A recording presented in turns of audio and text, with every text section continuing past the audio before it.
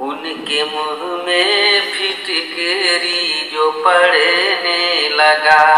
उनके अकबर ज़िया ऑडिशन पर अकबर ज़िया साहब की जानिब से आपकी पेश खिदमत है एक खूबसूरत नई और ताज़ा तरीन गज़ल समाअत फरमाइए।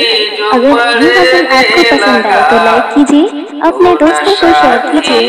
और अगर अब तक हमारे चैनल को सब्सक्राइब नहीं किया तो प्लीज़ सब्सक्राइब कीजिए। नशा धीरे धीरे उतरने लगा, उनके मुंह में फिटकरी जो पड़ने लगा, उनके मुंह में फिटकरी जो पड़ने लगा, तो नशा धीरे धीरे उतरने लगा, तो नशा धीरे धीरे उतरने लगा। कम पीते थे लेकिन नशा था बहुत, कम पीते थे लेकिन नशा था बहुत, कम पीते थे लेकिन नशा था बहुत,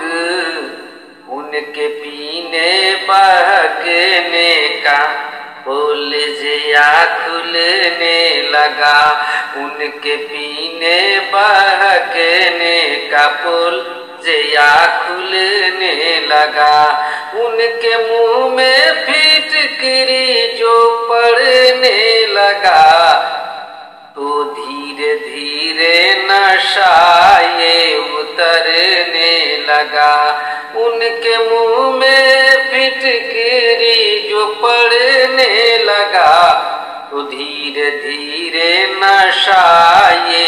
उतरने लगा, तो धीरे धीरे नशा ये उतरने लगा।